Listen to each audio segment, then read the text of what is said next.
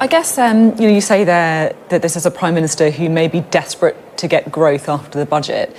And there'll be some people maybe who would argue that that's okay. That is the pragmatic relationship we need with China to, allow people to buy cheap toys for their children or to buy affordable cars or to protect that trading relationship. Do you have any sympathy with that? No, because what we're actually getting when we get those cheap toys is slave labour. China is guilty of slave labour, not just in Xinjiang, persecution of Christians, huge organ harvesting and selling of organs after their executions. They threaten Taiwan on a daily basis. They've taken over this. And when the Prime Minister talked about pragmatism, he also talked about an arrangement in line with past treaties and arrangements. I think that was the phrase he used. Well, doesn't he remember what happened to the Sino-British agreement in Hong Kong? President Xi just trashed it when he didn't think it was working. Didn't say anything to us. Peaceful democracy campaigners, most of all, of course, Jimmy Lai, who was the editor and owner of Apple Daily, a critic of authoritarianism. And I think this is the main bit, that the more you go desperate for trade, you also get desperate for trade at almost any price. Hi everyone, let's talk about Iain Duncan Smith, the former Tory leader who isn't exactly known for his sharp insights. He appeared on the Sophy Ridge show on Sunday and criticised Keir Starmer for meeting with China's president to discuss issues like trade and the environment.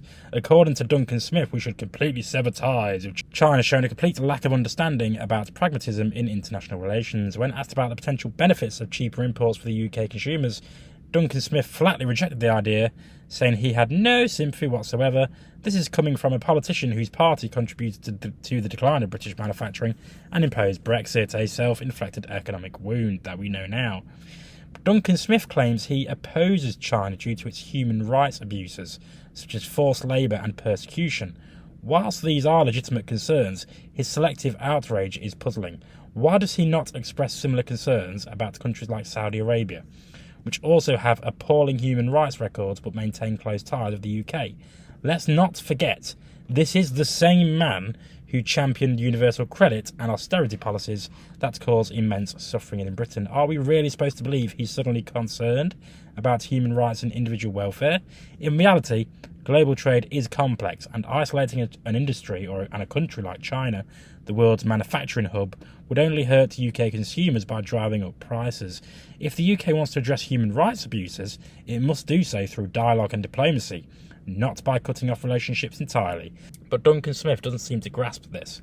Instead, his approach risks alienating China entirely, leaving the UK with even less influence over Beijing. For someone who helped oversee the decline of British industry, his calls to reject affordable imports and sever ties with China are hypocritical at best and damaging at worst.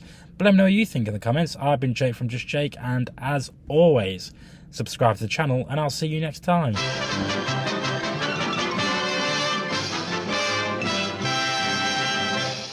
You actually made it to the end of the video. If you would like to subscribe to the channel, which, why haven't you already, is somewhere over there. And also, if you want to watch more videos, also check out over there. I've been Jake from Just Jake. See you later.